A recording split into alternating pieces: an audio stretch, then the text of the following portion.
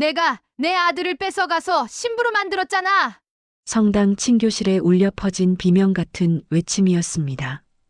67살 미숙의 손바닥이 영자의 뺨을 후려쳤죠. 주변 봉사회 회원들은 입을 틀어막고 얼어붙었습니다. 영자는 뺨을 감싼 채 고개를 푹 숙였어요.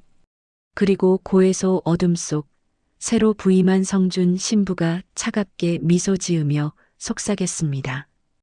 회장님, 제 할아버지를 기억하십니까? 숨겨진 30년 과거의 진실이 지금 당신 앞에 펼쳐집니다. 구독 버튼을 눌러주시면 평범해 보이는 사람들의 놀라운 반전 이야기를 매일 만나보실 수 있습니다. 이 이야기는 석 달 전 영자의 지극히 평범한 아침에서 시작됩니다. 새벽 5시 30분 영자는 어김없이 눈을 떴습니다. 68살의 몸이지만 30년 동안 단 하루도 거르지 않은 습관이었죠. 묵주 목걸이를 목에 걸고 회색 가디건을 챙겨 입었습니다.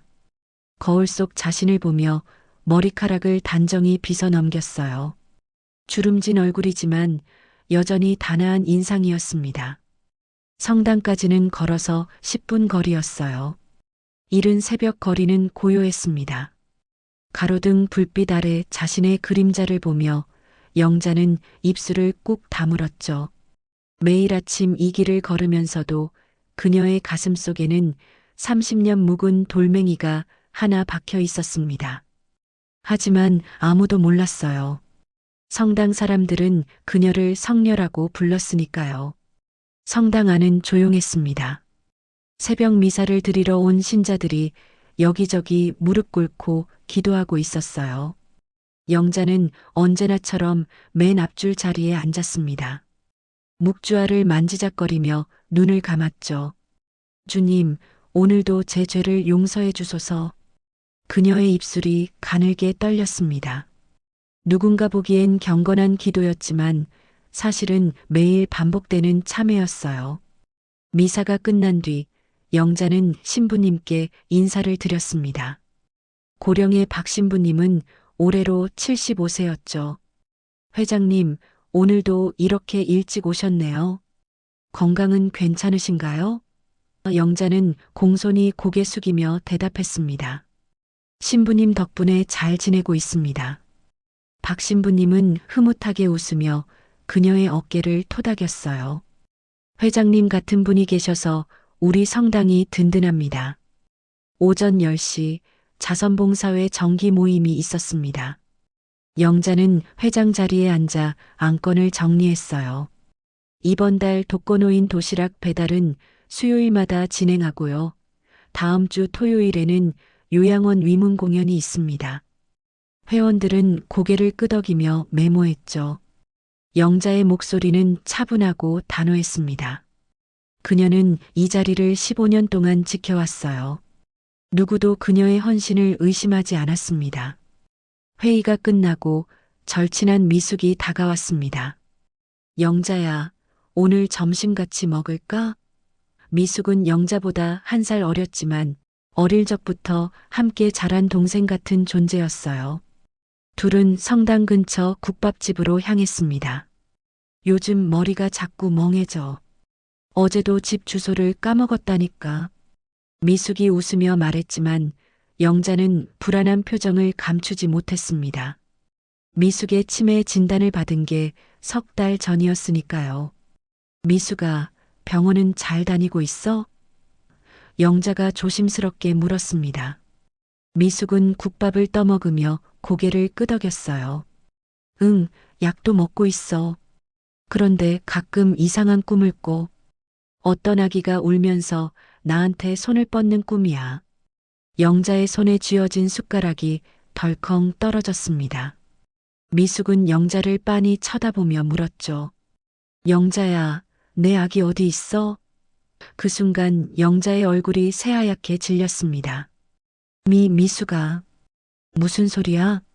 영자는 억지로 웃으며 대답했어요. 하지만 미숙의 눈빛은 이상하게 또렷했습니다. 아니, 나 진짜 아기를 낳은 것 같아. 근데 그 아기가 어디로 갔는지 모르겠어. 미숙은 다시 국밥을 먹기 시작했죠. 영자는 가슴이 철렁 내려앉았습니다. 치매 때문에 과거의 기억이 뒤섞이기 시작한 건지 아니면 진짜 무언가를 기억해내는 건지 알 수 없었어요. 그날 오후 성당 사무실에 공지가 붙었습니다. 박 신부님께서 건강상의 이유로 은퇴하시고 새로운 신부님이 다음 주에 부임하십니다. 영자는 공지문을 읽으며 안도의 한숨을 쉬었어요. 박 신부님이 떠나신다는 게 아쉽긴 했지만 새로운 시작이라고 생각했습니다. 그녀는 전혀 예상하지 못했죠. 그 새로운 신부님이 자신의 인생을 뒤흔들 사람일 줄은요. 일주일 후 성당 입구에 사람들이 모여들었습니다. 새 신부님을 맞이하는 날이었어요. 영자도 봉사회 회원들과 함께 현관 앞에 섰습니다. 오후 2시 검은 승용차 한 대가 성당 앞에 멈췄죠. 차문이 열리고 검은 사제복을 입은 남자가 내렸습니다. 40대 초반으로 보이는 젊고 준수한 외모였어요. 안녕하십니까? 성준 신부입니다. 그의 목소리는 부드럽고 온화했습니다. 하지만 영자는 그 얼굴을 보는 순간 온몸이 얼어붙었습니다. 심장이 터질 듯 뛰기 시작했어요. 손에 쥔 묵주알이 바들바들 떨렸죠. 성준 신부의 얼굴은 30년 전 세상을 떠난 남편 준호와 똑같았습니다. 아니, 더 정확히 말하면 젊은 시절의 준호와 판박이었어요. 영자는 입술을 떨며 뒷걸음질 쳤습니다. 회장님, 괜찮으세요? 옆에 있던 회원이 물었지만 영자는 대답할 수 없었어요. 성준 신부가 미소를 지으며 다가왔습니다. 자선봉사회 회장님이시죠? 많이 들었습니다. 앞으로 잘 부탁드립니다. 그가 손을 내밀었어요. 영자는 떨리는 손으로 악수를 받았습니다. 성준 신부의 눈빛이 묘하게 차갑다는 걸 느꼈죠. 그 순간 영자의 손에서 묵주 목걸이가 끊어지며 바닥에 우수수 떨어졌습니다. 묵주알들이 차가운 돌바닥을 구르며 사방으로 흩어졌어요. 영자는 무릎을 꿇고 묵주알을 주우려 했지만 손이 너무 떨려서 제대로 잡히지 않았습니다. 성준 신부가 몸을 굽혀 묵주알 하나를 주었어요. 조심하셔야죠, 회장님. 그가 묵주알을 영자의 손바닥에 올려놓으며 속삭였습니다. 그의 목소리는 부드러웠지만 영자에게는 섬뜩하게 들렸죠. 그날 밤 영자는 잠을 이룰 수 없었습니다. 침대에 누워 천장만 바라보며 생각에 잠겼어요. 그 아이일까? 아니야, 그럴 리 없어. 그 아이는 입양됐어. 근데 왜 준호랑 똑같이 생긴 거야? 30년 전 기억이 파노라마처럼 스쳐 지나갔습니다. 그녀가 평생 숨겨온 비밀, 아무도 모르는 과거가 조금씩 수면 위로 떠오르기 시작했어요. 영자는 이불을 뒤집어 쓰고 몸을 웅크렸습니다. 하지만 두려움은 사라지지 않았죠. 다음 날 새벽 미사에서 영자는 성준 신부의 집전을 받았습니다. 그의 목소리는 경건하고 아름다웠어요. 하지만 영자는 미사 내내 고개를 들 수 없었습니다. 성체를 받을 때 성준 신부가 그녀의 이름을 불렀어요. 영자 회장님, 그리스도의 몸. 영자는 떨리는 손으로 성체를 받았습니다. 성준 신부의 눈빛이 그녀를 꿰뚫어 보는 것만 같았죠. 미사가 끝나고 성준 신부가 영자에게 다가왔습니다. 회장님, 잠깐 상담실로 오시겠습니까? 봉사회 운영에 대해 여쭤볼 게 있습니다. 영자는 거절할 수 없었어요. 그녀는 성준 신부를 따라 상담실로 향했습니다. 좁은 복도를 걸으며 영자는 자신의 심장 소리가 너무 크게 들리는 것만 같았어요. 문을 열고 들어선 상담실은 어두웠습니다. 성준 신부가 의자를 권하며 미소 지었죠. 하지만 그 미소 뒤에 무언가 서늘한 것이 숨어 있다는 걸 영자는 본능적으로 느꼈습니다. 상담실 안은 침묵이 흘렀습니다. 성준 신부는 책상 맞은편에 앉아 영자를 바라보고 있었어요. 회장님, 긴장하지 마세요. 그냥 봉사회 운영에 대해 궁금한 게 있어서요. 그의 목소리는 여전히 부드러웠습니다. 하지만 영자는 등골이 오싹했죠. 뭔가 이상했어요. 그의 눈빛이 너무 또렷하고 차가웠습니다. 네, 신부님. 무엇이든 여쭤보십시오. 영자는 떨리는 목소리로 대답했습니다. 성준 신부는 잠시 말없이 그녀를 응시했어요. 그리고 천천히 입을 열었습니다. 회장님은 오래전부터 이 성당에 다니셨죠? 영자는 고개를 끄덕였습니다. 네, 30년 넘게 다녔습니다. 성준 신부의 입가에 미소가 번졌어요. 그렇군요. 30년이요. 참 오랜 세월이네요. 그 순간 영자는 묘한 기분을 느꼈습니다. 왜 하필 30년이라는 숫자를 강조하는 걸까요? 그녀의 가슴 속 돌멩이가 더 무겁게 눌렸어요. 성준 신부는 책상 위에 파일을 펼쳤습니다.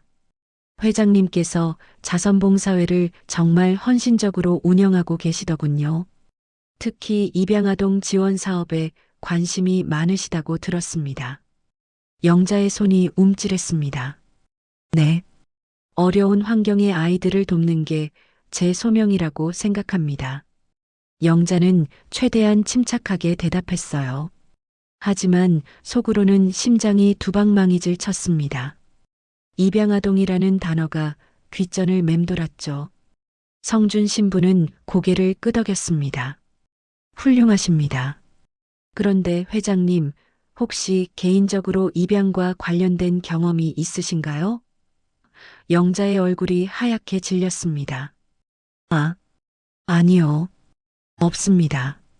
영자는 급히 손을 저었습니다. 성준 신부는 잠시 침묵했어요. 그리고 부드럽게 웃으며 말했습니다. 그렇군요. 제가 괜한 질문을 드렸네요. 죄송합니다. 하지만 영자는 알았어요. 이게 단순한 질문이 아니라는 걸요. 성준 신부가 무언가를 알고 있는 것 같았습니다. 상담이 끝나고 영자는 후들거리는 다리로 상담실을 나왔습니다. 복도를 걸으며 벽에 손을 짚고 숨을 골랐어요. 진정해, 영자야. 그냥 우연일 거야. 스스로를 달래려 했지만 불안감은 가시지 않았습니다. 성준 신부의 얼굴, 그 차가운 눈빛, 30년이라는 숫자. 모든 게 그녀를 압박했죠. 다음 날 성가대 연습이 있었습니다. 영자는 미숙과 함께 성가대실에 갔어요. 미숙은 오늘따라 표정이 멍했습니다. 악보를 제대로 보지 못하고 자꾸 엉뚱한 가사를 불렀죠. 미숙아, 괜찮아? 영자가 조심스럽게 물었습니다. 미숙은 고개를 돌려 영자를 빤히 쳐다봤어요. 영자야, 나 뭔가 잊어버린 것 같아. 무엇을? 영자의 목소리가 떨렸습니다. 미숙은 눈을 감으며 중얼거렸어요. 중요한 거, 아주 중요한 거를 잊어버렸어. 근데 그게 뭔지 생각이 안 나. 영자는 미숙의 손을 꽉 잡았습니다. 천천히 생각해봐. 급하게 생각하면 더 기억 안 나잖아. 하지만 속으로는 기도했어요. 제발 기억하지 마. 제발. 연습이 끝나고 미숙은 갑자기 성가대실 한쪽을 응시했습니다. 벽에 걸린 낡은 사진 액자였어요. 30년 전 성당 봉사회 단체 사진이었습니다. 미숙이 천천히 사진 앞으로 걸어갔죠. 영자야, 이거 우리 젊었을 때 사진이지? 영자는 가슴이 철렁했습니다. 사진 속에는 젊은 시절의 영자와 미숙이 나란히 서 있었어요. 응, 맞아. 우리 참 젊었지? 영자는 억지로 웃으며 대답했습니다. 미숙은 사진을 만지며 중얼거렸어요. 이때가 언제였더라? 뭔가 중요한 일이 있었던 것 같은데. 영자는 미숙의 팔을 잡아 끌었습니다. 이제 집에 가자. 오늘 많이 피곤해 보여. 하지만 미숙은 영자의 손을 뿌리치고 사진을 계속 쳐다봤죠. 영자야, 너 그때 배가 불렀었지? 미숙의 말에 영자는 온몸이 얼어붙었습니다. 뭔 소리야? 영자는 헛웃음을 지었어요. 미숙은 고개를 갸웃하며 말했습니다. 아냐, 내가 착각했나 봐. 근데 왜 자꾸 내가 배를 부여잡고 우는 모습이 떠오르지? 영자는 미숙의 입을 막고 싶었습니다. 하지만 그럴 수 없었죠. 그날 저녁 영자는 집에서 홀로 앉아 있었습니다. 거실 창문으로 보이는 성당의 십자가가 불을 밝히고 있었어요. 영자는 그 십자가를 바라보며 눈물을 흘렸습니다. 주님, 제가 죄를 지었습니다. 하지만 이제 와서 들키고 싶지 않습니다. 제발 저를 용서해 주세요. 그녀의 기도는 참회라기보다는 애원에 가까웠죠. 다음 날 새벽 미사 후 성준 신부가 영자를 불렀습니다. 회장님, 오늘 오후에 시간 되시면 다시 한번 상담실로 오실 수 있을까요? 영자는 거절할 수 없었어요. 네, 신부님. 그날 하루 종일 영자는 가슴을 졸이며 시간을 보냈습니다. 오후 3시 영자는 다시 상담실 문을 두드렸죠. 들어오세요. 성준 신부의 목소리가 들렸습니다. 영자가 문을 열고 들어가자 성준 신부는 책상에 앉아 그녀를 기다리고 있었어요. 앉으세요, 회장님. 영자는 의자에 앉았습니다. 성준 신부는 잠시 침묵했죠. 그리고 천천히 입을 열었습니다. 회장님, 고해성사를 하신 지 오래되셨나요? 영자는 당황했습니다. 지난달에 했습니다. 성준 신부는 고개를 끄덕였어요. 그렇군요. 혹시 고백하지 못한 죄가 있으신가요? 영자의 손이 떨렸습니다. 없습니다. 성준 신부는 그녀를 똑바로 쳐다봤어요. 정말 없으신가요? 아무리 오래전 일이라도요? 신부님, 왜 이런 질문을 하시는 겁니까? 영자는 떨리는 목소리로 물었습니다. 성준 신부는 잠시 침묵했어요. 그리고 차가운 미소를 지으며 말했습니다. 아무것도 아닙니다. 그냥 오래 숨긴 죄는 언젠가 드러나기 마련이니까요. 마치 씨 없는 수박은 없다는 속담처럼 말입니다. 영자는 숨이 막혔습니다. 성준 신부는 자리에서 일어났습니다. 오늘은 이만 가보세요, 회장님. 다음에 또 뵙겠습니다. 영자는 비틀거리며 일어났어요. 상담실을 나서며 그녀는 뒤를 돌아봤습니다. 성준 신부는 창문 너머로 그녀를 바라보고 있었죠. 그의 눈빛에는 무언가 어두운 것이 깃들어 있었습니다. 영자는 그 순간 확신했어요. 이 남자가 단순한 신부가 아니라는 것을, 그리고 자신의 과거를 파헤치려 한다는 것을요. 일주일이 지났습니다. 영자는 매일 아침 성당에 갔지만 이제는 새벽 미사가 두려웠어요. 성준 신부의 눈빛을 마주칠 때마다 온몸이 얼어붙었습니다. 그는 항상 그녀를 유독 오래 쳐다봤죠. 미사 중에도 성체를 나눠줄 때도, 그리고 인사를 나눌 때도요. 영자는 점점 숨이 막혔습니다. 미숙의 상태는 더 나빠졌습니다. 최근 들어 같은 말을 반복하고 사람 이름을 헷갈려 했어요. 성가대 연습 때도 악보를 거꾸로 들고 있다가 다른 단원에게 지적받기도 했죠. 영자는 미숙을 보며 가슴이 미어졌습니다. 친구로서의 안타까움과 동시에 무서움도 느꼈어요. 미숙이 기억해내는 것들이 점점 구체적으로 변하고 있었으니까요. 어느 목요일 오후 자선봉사회 정기 모임이 있었습니다. 회원들이 친교실에 모여 앉아 다과를 나누며 이야기를 나눴어요. 영자는 회장석에 앉아 회의록을 정리하고 있었습니다. 10명 정도의 회원들이 도란도란 이야기를 나누는 평화로운 오후였죠. 미숙도 그 자리에 있었습니다. 회장님, 다음 달 바자회 준비는 어떻게 하면 될까요? 한 회원이 물었습니다. 영자가 대답하려는 순간 미숙이 갑자기 벌떡 일어났어요. 내 아기를 돌려줘. 친교실이 순식간에 조용해졌습니다. 모두가 미숙을 쳐다봤죠. 미숙은 눈물을 흘리며 영자를 가리켰습니다. 영자야, 내가 내 아기를 데려갔잖아. 내가 낳은 아기를 내가 어디로 보냈어? 미숙의 목소리는 떨렸지만 확신에 차 있었습니다.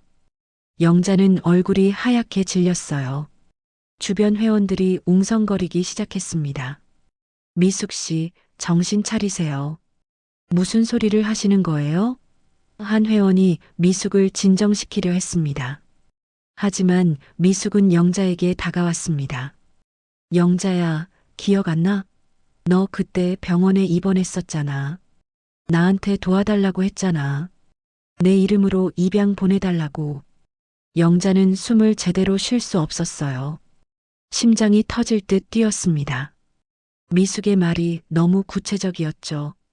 치매 환자의 헛소리치고는 너무 정확했습니다. 미숙아, 진정해. 내가 지금 무슨 말을 하는지 모르겠어. 영자는 떨리는 목소리로 말했습니다. 하지만 미숙은 멈추지 않았어요. 아니야, 기억나. 너 그때 울면서 나한테 부탁했어. 아무한테도 말하지 말라고. 내 남편한테도 비밀이라고. 영자의 눈에서 눈물이 흘렀습니다. 주변 회원들은 숨죽이며 두 사람을 지켜봤죠. 그때였습니다. 친교실 문이 열리며 성준 신부가 들어왔어요. 무슨 일입니까? 그의 목소리는 차분했지만 눈빛은 날카로웠습니다. 모두가 신부님을 바라봤죠. 미숙은 성준 신부를 보자마자 비명을 질렀습니다. 내가 내 아들이야? 영자가 너를 신부로 만든 거야? 미숙이 영자에게 다가가 뺨을 후려쳤습니다. 찰싹 소리가 친교실에 울려 퍼졌어요. 회원들은 입을 틀어막았습니다. 영자는 뺨을 감싼 채 고개를 숙였죠. 미숙은 계속 울부짖었습니다. 내가 내 아들을 뺏어가서 신부로 만들었잖아. 내 아기를 돌려줘. 성준 신부가 미숙을 제지했습니다. 진정하세요. 제가 누구 아들인지 모르겠지만 분명히 오해입니다. 회원들이 미숙을 부축해서 밖으로 데려갔습니다. 친교실에는 영자와 성준 신부만 남았어요. 영자는 여전히 고개를 숙이고 있었습니다. 성준 신부가 천천히 다가왔죠. 회장님, 괜찮으십니까? 그의 목소리는 부드러웠지만 영자는 그 안에 숨겨진 차가움을 느꼈습니다. 신부님, 미안합니다. 미숙이 요즘 치매가 심해져서. 영자는 떨리는 목소리로 변명했어요. 성준 신부는 고개를 끄덕였습니다. 그렇겠죠. 치매는 참 무서운 병입니다. 가끔은 망상을 진실로 착각하기도 하니까요. 그가 잠시 침묵했어요. 하지만 가끔은 진실을 기억해내기도 하죠. 영자는 고개를 들어 성준 신부를 쳐다봤습니다. 그의 눈빛은 얼음장처럼 차가웠어요. 회장님, 고해소에서 뵙겠습니다. 오늘 저녁 6시예요. 성준 신부는 그렇게 말하고 친교실을 나갔습니다. 영자는 그 자리에 주저앉았죠. 무릎에 힘이 풀려버렸습니다. 가는 날이 장날이라더니 이제 모든 게 끝났다는 생각이 들었어요. 저녁 6시 영자는 고해소 앞에 섰습니다.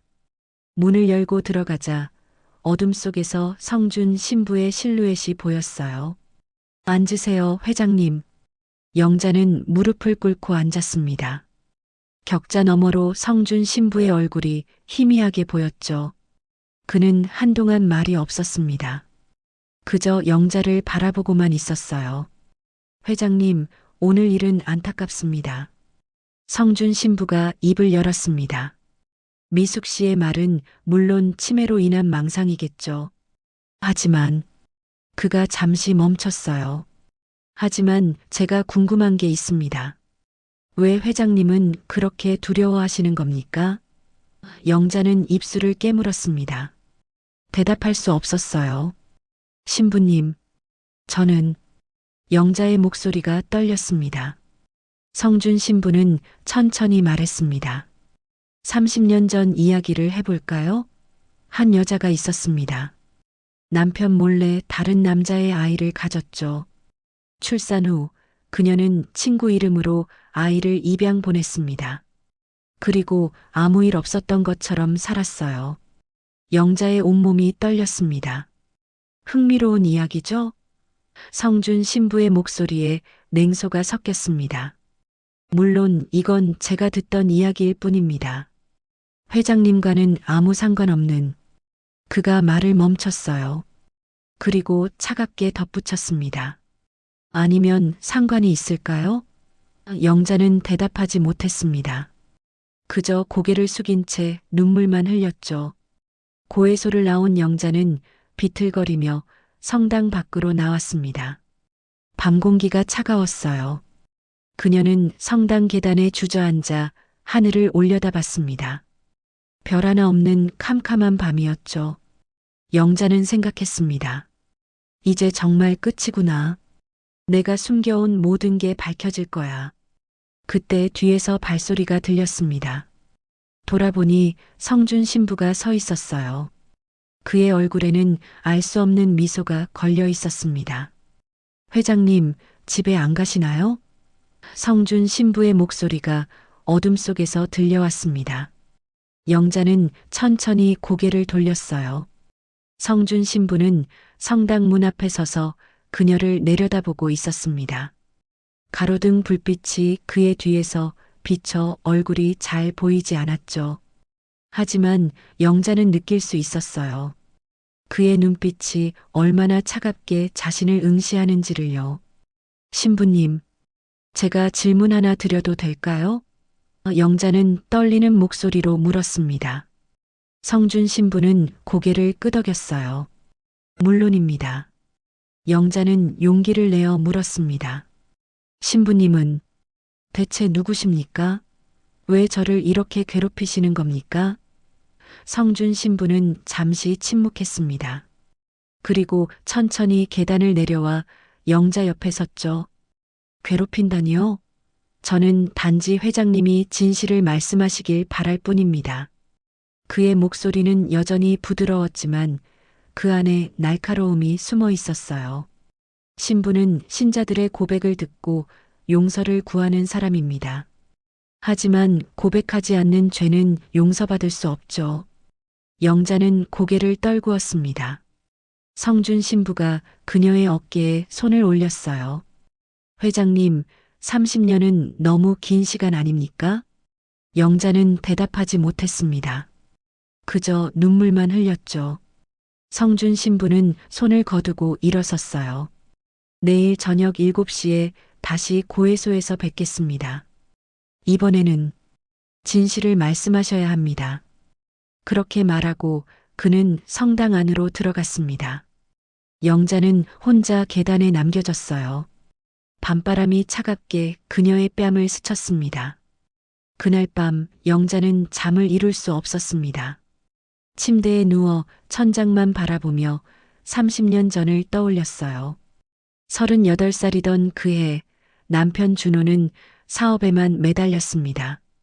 집에는 거의 오지 않았죠. 외로움에 지친 영자는 성당에서 만난 한 남자와 가까워졌어요. 그는 준호와는 달리 다정하고 따뜻했습니다. 하지만 그것도 잠시 영자가 임신했다는 사실을 알자 남자는 사라졌죠. 영자는 절망했습니다. 남편에게 말할 수도 아이를 지울 수도 없었어요.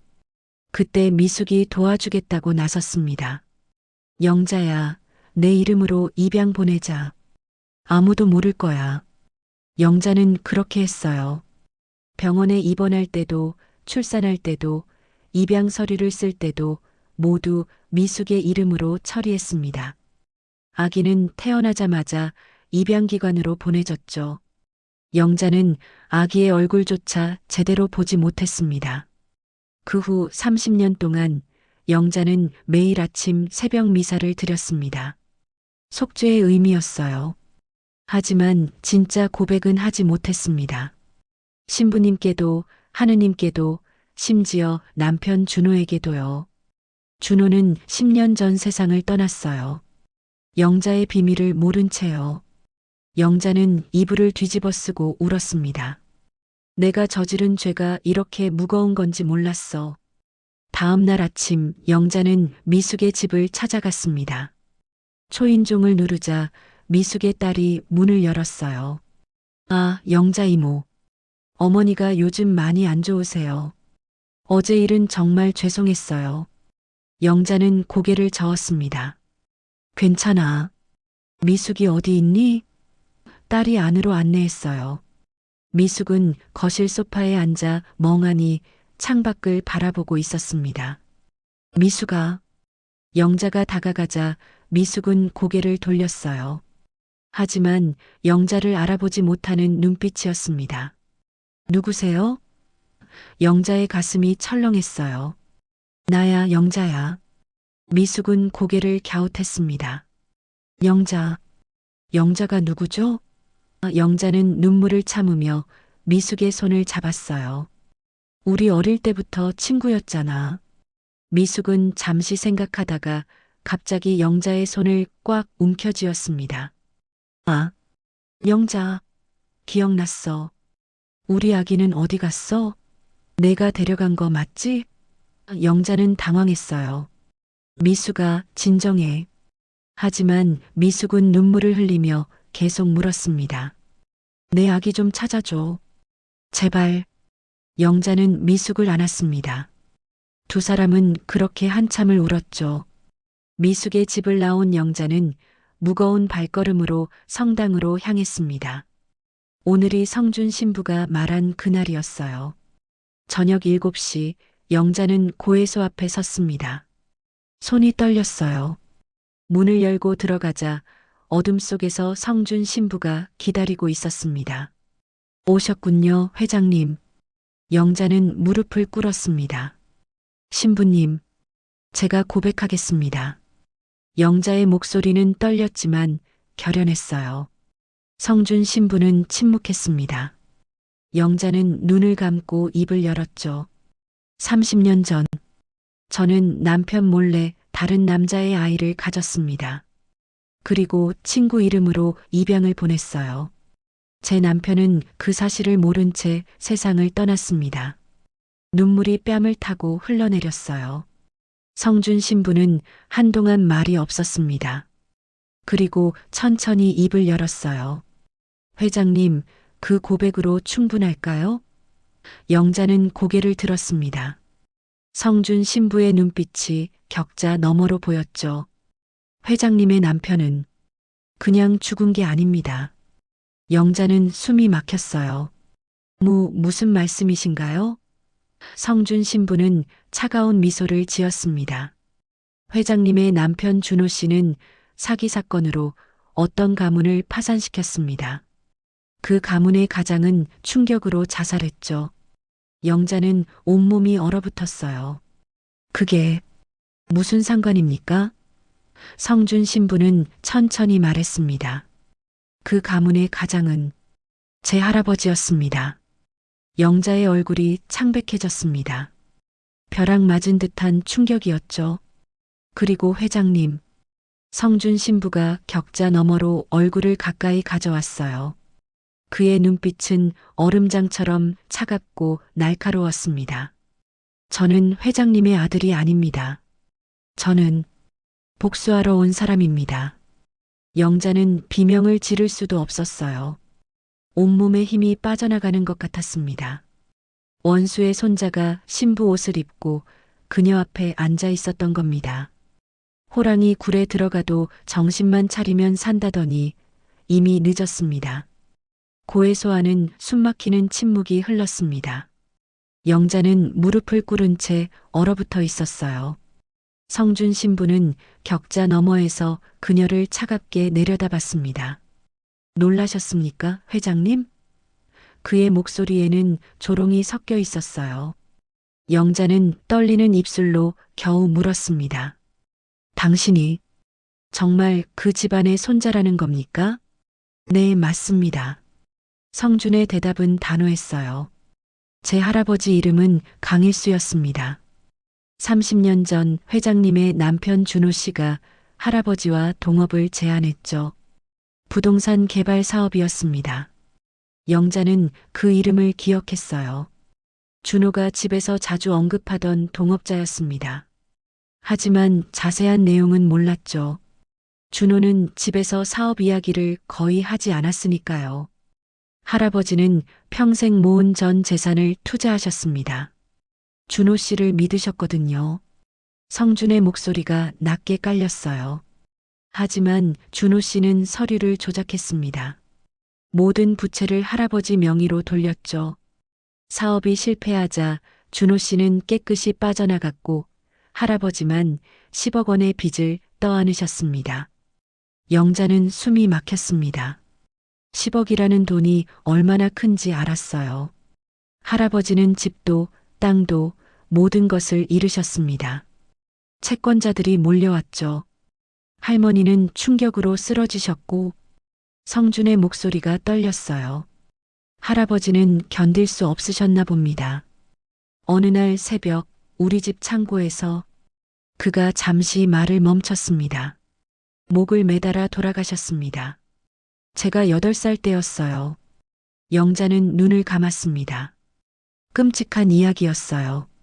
하지만 그녀는 그 당시 아무것도 몰랐습니다.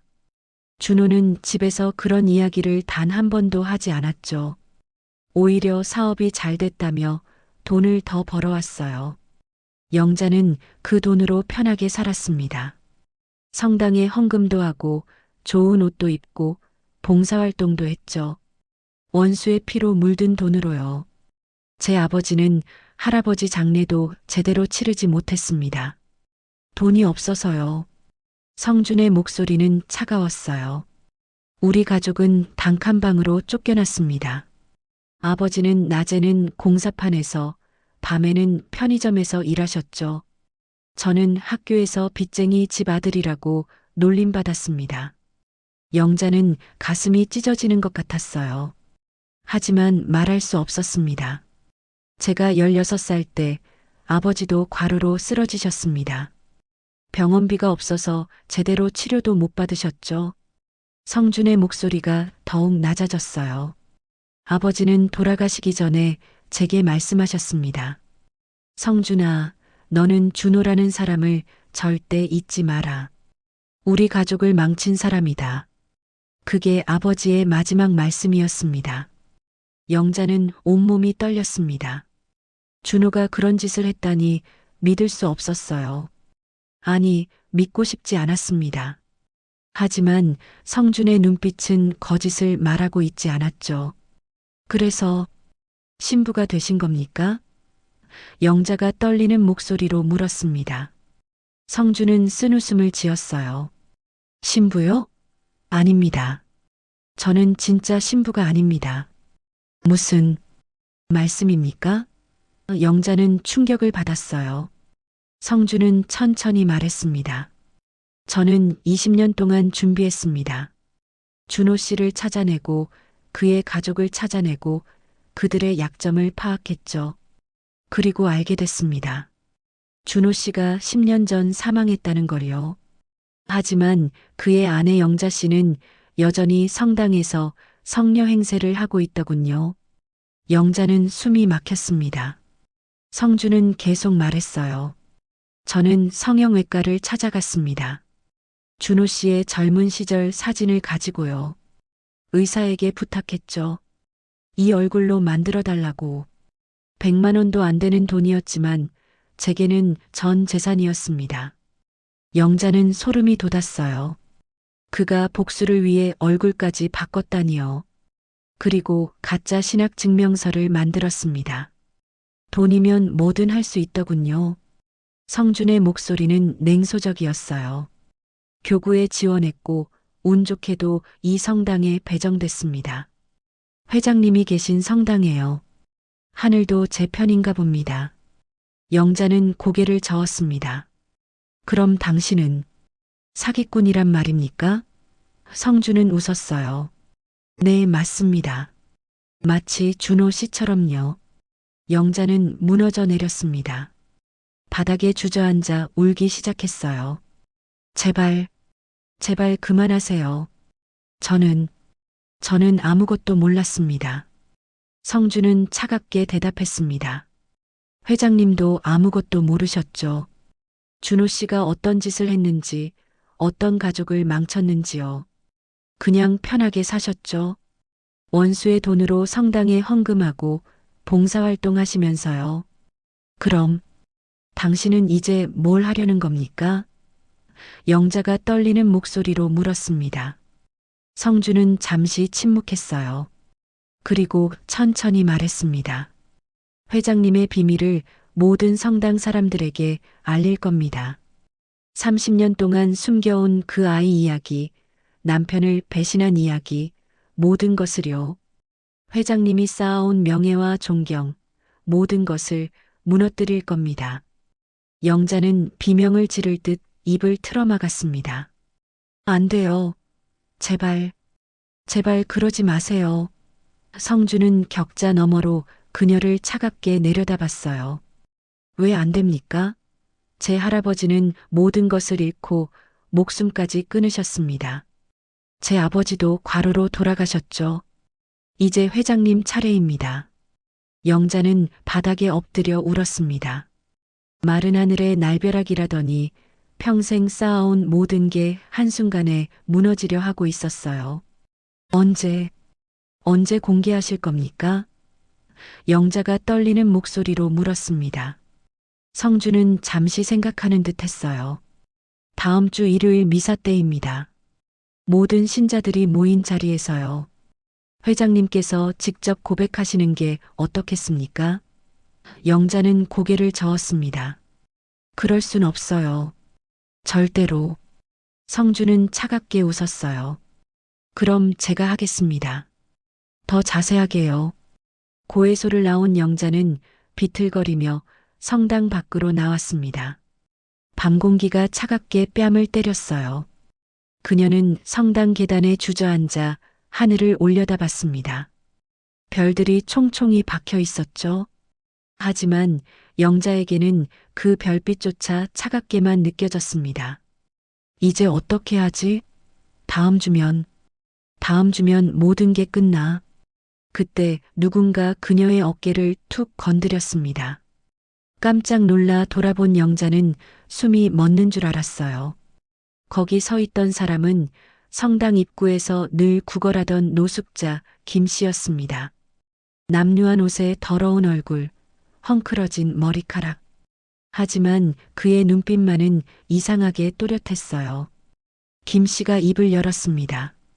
회장님, 힘드시죠? 그의 목소리는 예상외로 부드러웠습니다.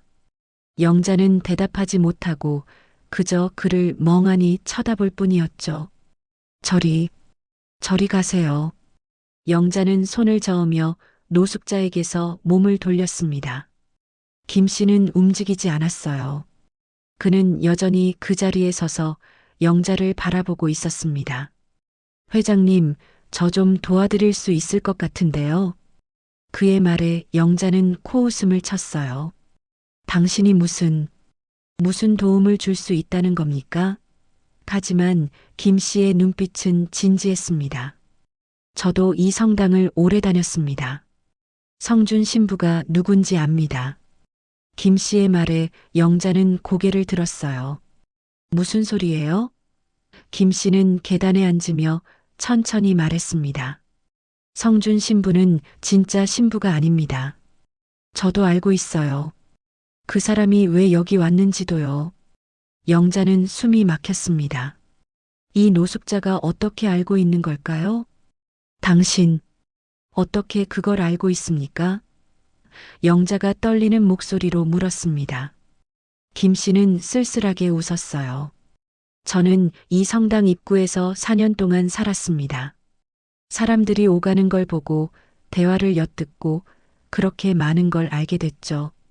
성준 신부가 처음 왔을 때부터 뭔가 이상하다고 생각했습니다.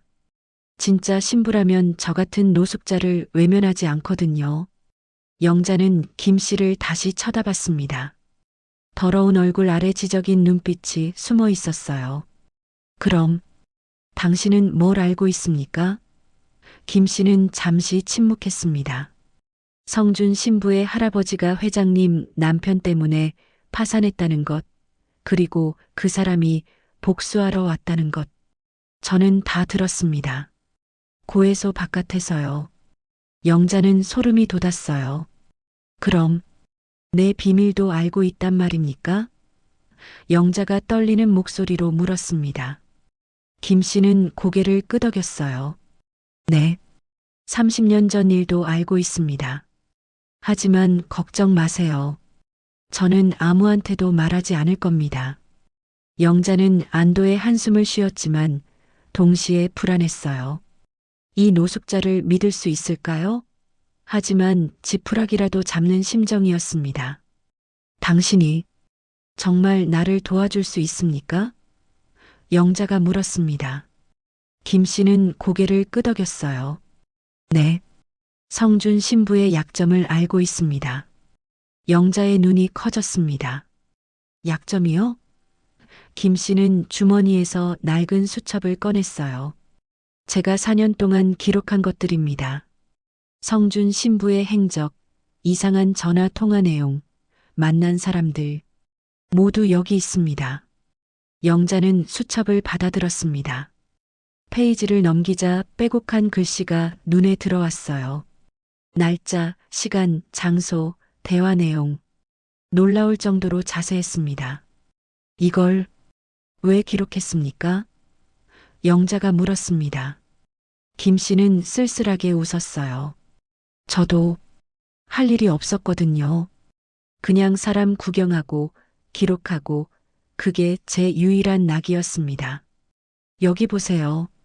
김 씨가 수첩의 한 페이지를 가리켰습니다. 석 달 전 성준 신부가 어떤 남자를 만났습니다.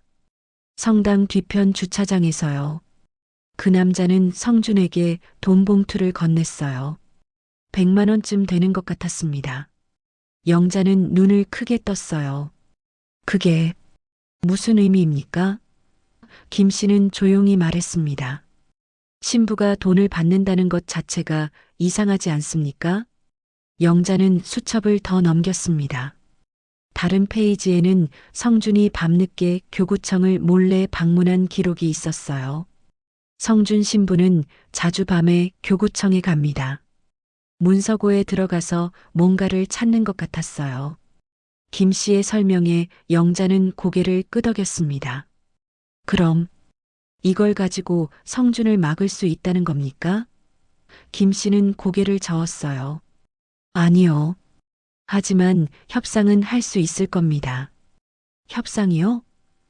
영자가 물었습니다. 김 씨는 진지한 표정으로 말했어요. 성준 신부도 가짜 신분을 쓰고 있습니다. 만약 교구청에 이 사실이 알려지면 그도 끝나는 겁니다. 회장님의 비밀을 지키는 대신 회장님도 성준의 비밀을 지키는 거죠. 서로 손해볼 게 없습니다. 영자는 잠시 생각했어요. 쥐구멍을 찾는 쥐 신세지만 이게 유일한 방법인 것 같았습니다. 하지만 성준이 받아들일까요? 영자가 의심스럽게 물었습니다. 김 씨는 고개를 끄덕였어요.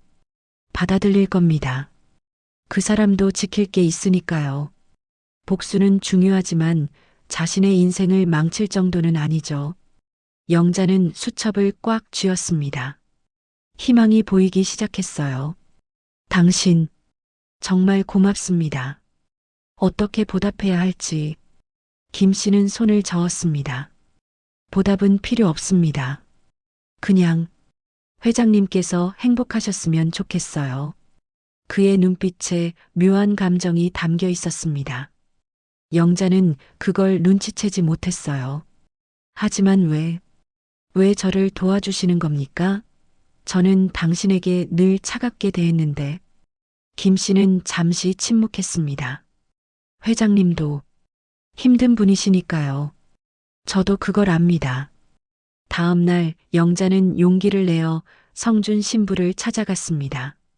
상담실 문을 두드리자 성준의 목소리가 들렸어요. 들어오세요.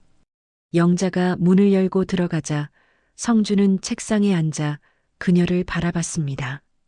무슨 일입니까, 회장님? 영자는 김 씨의 수첩을 책상 위에 올려놓았어요. 이걸 보십시오. 성준은 수첩을 펼쳤습니다. 페이지를 넘기는 그의 얼굴이 점점 굳어졌어요. 이건 어디서 구한 겁니까? 그의 목소리에 당황이 섞였습니다. 영자는 침착하게 대답했어요. 누가 줬는지는 중요하지 않습니다. 중요한 건 이 수첩이 교구청에 전달되면 신부님도 끝난다는 겁니다. 성준은 수첩을 내려놓으며 영자를 똑바로 쳐다봤습니다.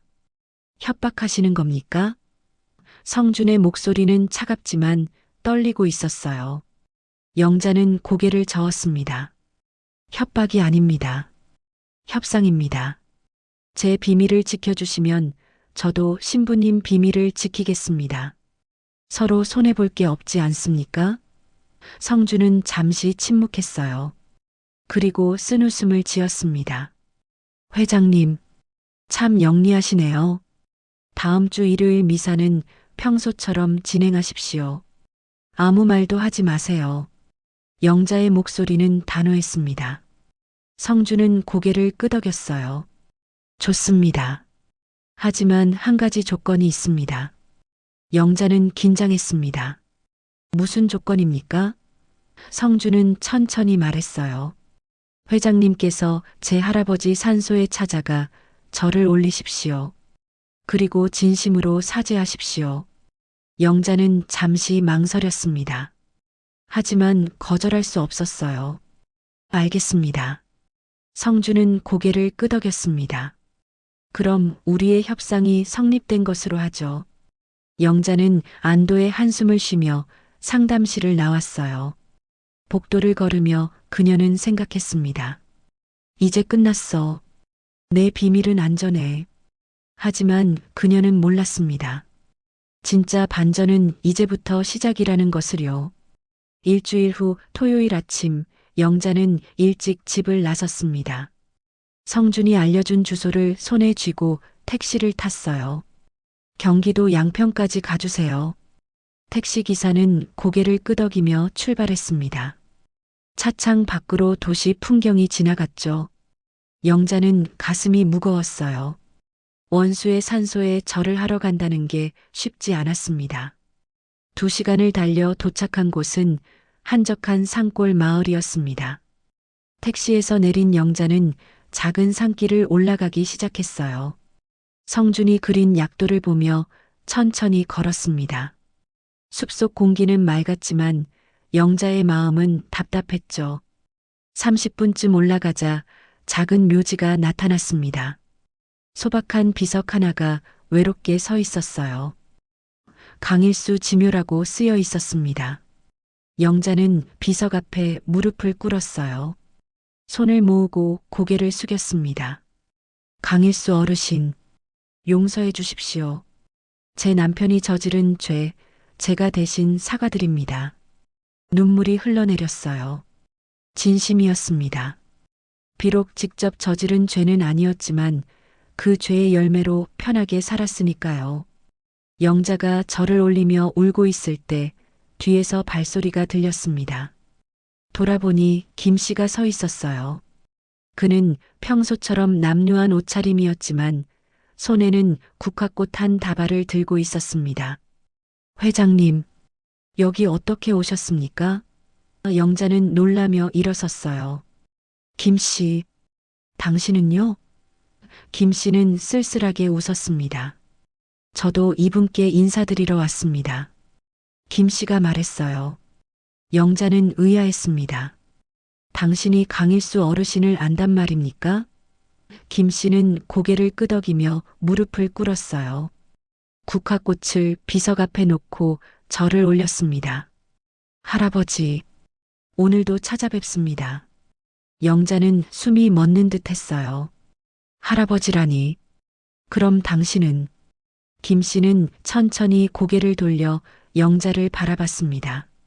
그의 눈빛이 묘하게 따뜻했어요. 네, 맞습니다. 저는 강일수 어르신의 손자입니다. 성준과는 사촌 관계죠. 영자는 뒷걸음질 쳤습니다. 그럼 당신도 복수하러 온 겁니까? 김 씨는 고개를 저었어요. 아니요. 저는 복수 같은 거 관심 없습니다. 그럼 왜 저를 도와준 겁니까? 영자가 떨리는 목소리로 물었습니다. 김 씨는 잠시 침묵했어요. 그리고 천천히 입을 열었습니다. 회장님, 저는 사실 4년 전부터 회장님을 지켜봤습니다. 성당에서, 봉사회 모임에서, 길거리에서 항상 회장님 근처에 있었죠. 영자는 소름이 돋았어요. 왜 그런 짓을 한 겁니까? 김 씨는 눈을 감았습니다. 제가 회장님의 아들이기 때문입니다. 그 말에 영자는 온몸이 얼어붙었어요. 심장이 멈춘 것만 같았습니다. 뭐라고요? 김 씨는 눈을 뜨며 영자를 바라봤어요. 그의 눈에 눈물이 고여 있었습니다. 저는 30년 전 회장님께서 낳으신 아들입니다. 미숙 이모 이름으로 입양 보내신. 영자는 비명을 지를 듯 입을 막았습니다. 안 돼요. 그럴 리 없어요. 하지만 김 씨는 주머니에서 낡은 서류 하나를 꺼냈어요. 입양 서류입니다. 미숙 이모 이름으로 되어 있지만 뒤쪽에 회장님 서명이 있습니다. 저는 5년 전에 이걸 찾았어요. 영자는 서류를 받아들었습니다. 떨리는 손으로 펼치자 자신의 어린 시절 서명이 보였어요. 어떻게 날 찾았습니까?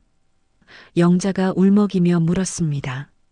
김 씨는 쓸쓸하게 웃었어요. 저는 양부모님 밑에서 자랐습니다. 좋은 분들이셨죠? 하지만 제가 25살 때 두 분 다 교통사고로 돌아가셨어요.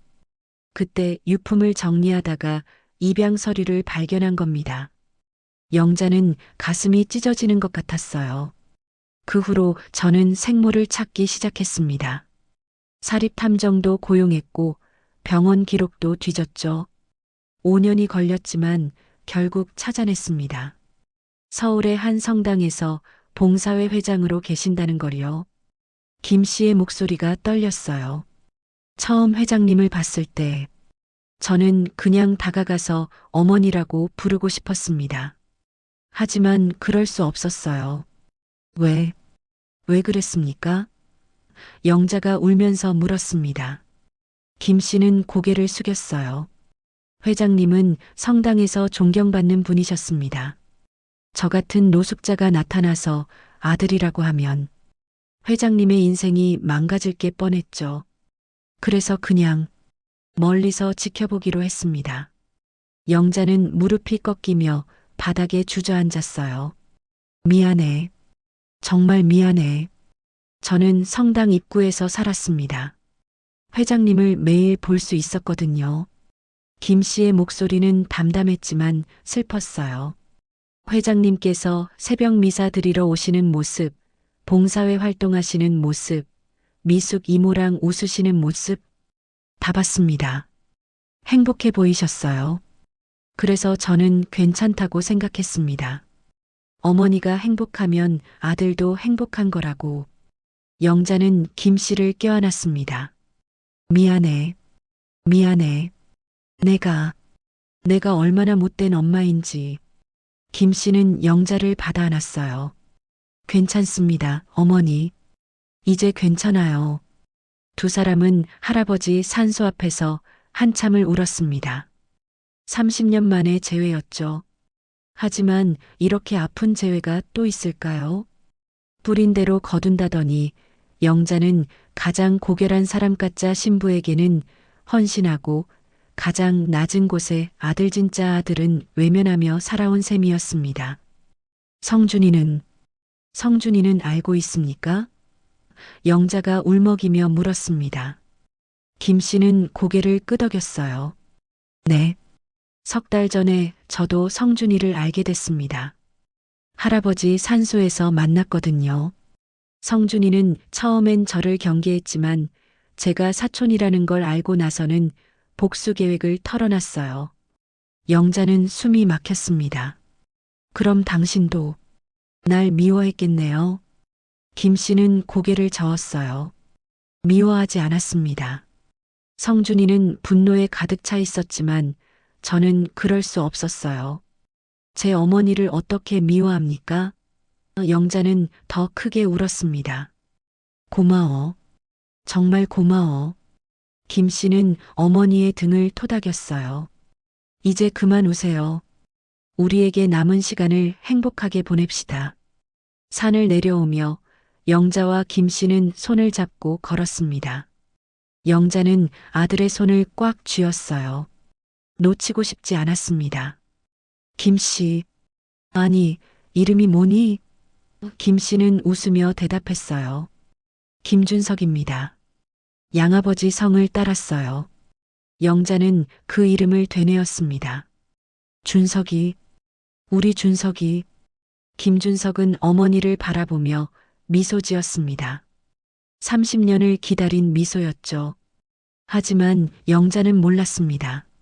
내일 일요일 미사에서 또 다른 반전이 기다리고 있다는 것을요. 성준이 협상을 지킬 것처럼 보였지만 복수의 불씨는 아직 꺼지지 않았습니다. 아니, 오히려 더 크게 타오르려 하고 있었죠. 일요일 아침 성당은 평소보다 많은 신자들로 붐볐습니다. 오전 10시 미사 시간이었어요. 영자는 맨 앞줄에 앉아 있었습니다. 손에 쥔 묵주알이 땀으로 축축했죠. 옆자리에는 김준석이 앉아 있었어요. 그는 어제와 달리 깨끗한 옷을 입고 있었습니다. 영자가 사준 옷이었죠. 성준 신부가 제단으로 올라왔습니다. 그는 언제나처럼 차분한 표정이었어요. 미사가 시작됐습니다. 성가대가 노래를 불렀고 신자들이 일어나 기도했죠. 영자는 가슴이 두근거렸어요. 제발 협상을 지켜주세요. 하지만 성준의 얼굴에서는 그 어떤 감정도 읽을 수 없었습니다. 미사가 진행되는 동안 영자는 계속 성준을 쳐다봤습니다. 그가 강론 시간에 뭐라고 말할까 두려웠어요. 하지만 성준은 평범한 복음 말씀을 전했습니다. 용서는 주님의 가르침입니다. 우리는 서로를 용서해야 합니다. 영자는 안도의 한숨을 쉬었어요. 협상을 지키는 것처럼 보였습니다. 하지만 강론이 끝날 무렵 성준은 잠시 침묵했습니다. 그리고 신자들을 천천히 둘러봤어요. 오늘 제가 고백할 게 있습니다. 그 말에 성당이 조용해졌습니다. 영자는 얼굴이 새하얗게 질렸어요. 성준이 협상을 깬 것일까요? 김준석이 어머니의 손을 꽉 잡았습니다. 저는 사실 진짜 신부가 아닙니다. 성준의 고백에 성당이 술렁거렸어요.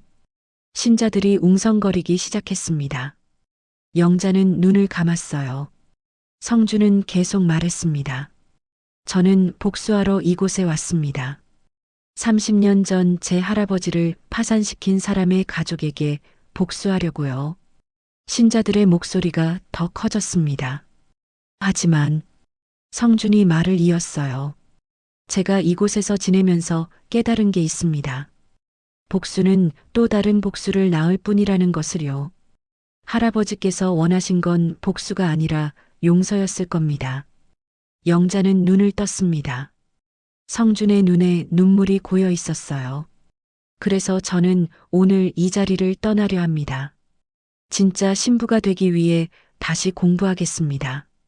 성준은 제단에서 내려왔습니다. 신자들 사이를 지나 영자에게 다가왔어요. 회장님, 용서해 주십시오. 제가 너무 많은 고통을 드렸습니다. 영자는 일어나 성준의 손을 잡았습니다. 아니에요. 용서받아야 할 사람은 저입니다. 제 남편이 저지른 죄, 정말 죄송합니다. 두 사람은 서로를 바라보며 눈물을 흘렸죠. 그때 뒤에서 목소리가 들렸습니다. 영자야.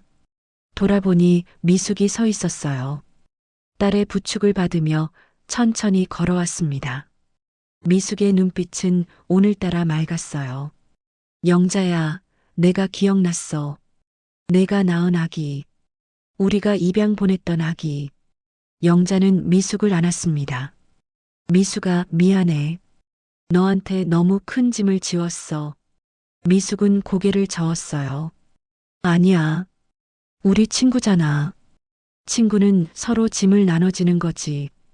두 사람은 울면서 껴안았습니다. 김준석이 다가와 미숙에게 인사했어요. 이모, 저예요. 영자 어머니의 아들입니다. 미숙은 김준석을 보며 웃었어요. 그래, 내가 그 아기구나. 참 잘 컸네. 미숙의 손이 김준석의 얼굴을 쓰다듬었습니다. 신자들은 이 광경을 조용히 지켜봤습니다. 누군가는 눈물을 닦았고 누군가는 고개를 끄덕였죠. 자선봉사회 회원들도 영자에게 다가왔어요. 회장님, 힘드셨겠어요. 하지만 괜찮습니다. 우리는 여전히 회장님을 존경합니다. 영자는 고마움에 고개를 숙였습니다. 성주는 성당을 나서려 했습니다. 영자가 그를 불렀어요. 신부님, 아니, 성준 씨, 정말 떠나실 겁니까? 성주는 고개를 끄덕였습니다. 네, 저는 진짜 신부가 되어야 합니다. 제대로 공부하고 제대로 서품 받아서요. 그게 할아버지께 드릴 수 있는 진짜 효도인 것 같습니다. 영자는 성준의 손을 잡았어요. 꼭 다시 오세요. 그때는 진짜 신부님으로요. 성준은 미소 지으며 고개를 끄덕였습니다. 그리고 성당을 나갔어요. 영자는 그의 뒷모습을 바라보며 기도했습니다. 주님, 그 아이를 축복해 주세요. 김준석이 어머니 옆에 섰습니다. 어머니, 이제 우리 집으로 갈까요? 영자는 아들을 바라보며 웃었어요. 그래, 집으로 가자. 우리 집으로. 그날 저녁 영자는 김준석과 함께 저녁을 먹었습니다. 작은 식탁이었지만 영자에게는 세상에서 가장 큰 축복이었어요. 준석아, 내가 좋아하는 음식이 뭐니? 영자가 물었습니다. 김준석은 웃으며 대답했어요. 어머니가 만들어주시는 건 다 좋아요. 영자는 눈물을 글썽이며 아들의 밥그릇에 반찬을 가득 담아줬습니다. 어머니, 지난 30년을 후회하지 마세요. 김준석이 말했어요. 어머니는 어머니대로 최선을 다해 사셨잖아요. 이제 앞으로의 30년을 함께 보내면 되는 겁니다. 영자는 고개를 끄덕였습니다. 그래, 우리 함께 살자. 이제부터는 숨기지 않고 떳떳하게. 김준석은 어머니의 손을 잡았어요. 네, 어머니. 다음 주 새벽 미사에서 영자는 맨 앞줄에 앉아 있었습니다. 옆에는 김준석이 앉아 있었어요. 새로 부임한 박 신부님이 미사를 집전했습니다. 영자는 묵주알을 만지작거리며 기도했어요. 하지만 이번에는 참회가 아니었습니다. 감사의 기도였죠. 주님, 저에게 다시 시작할 기회를 주셔서 감사합니다. 미사가 끝난 후 영자와 김준석은 성당 밖으로 나왔습니다. 햇살이 따뜻했어요. 성당 계단을 내려가며 영자는 생각했습니다. 티끌 모아 태산이라더니 작은 용서들이 모여 큰 화해를 만들었습니다. 남편의 죄, 자신의 죄, 성준의 복수, 준석의 상처, 모두가 얽히고 설킨 30년의 세월이었죠. 하지만 이제는 풀렸습니다. 용서와 사랑으로요. 어머니, 오늘 점심은 뭐 드실래요? 김준석이 물었습니다. 영자는 아들을 보며 환하게 웃었어요. 내가 좋아하는 걸로 먹자. 우리 준석이가 좋아하는 거. 두 사람은 손을 잡고 골목길을 걸어갔습니다. 영자의 발걸음은 가벼웠어요. 30년 동안 짊어졌던 돌멩이가 마침내 내려놓아졌으니까요. 그리고 그 자리에 따뜻한 사랑이 자리 잡았습니다. 성당 종소리가 울려 퍼졌습니다. 맑고 깨끗한 소리였어요. 영자는 고개를 들어 하늘을 올려다봤습니다. 구름 한 점 없는 푸른 하늘이었죠. 영자는 미소 지으며 중얼거렸습니다. 주님, 감사합니다. 제게 아들을 돌려주셔서, 그리고 용서할 기회를 주셔서. 김준석이 어머니를 바라보며 함께 웃었습니다. 이제 그들에게 남은 건 행복뿐이었습니다.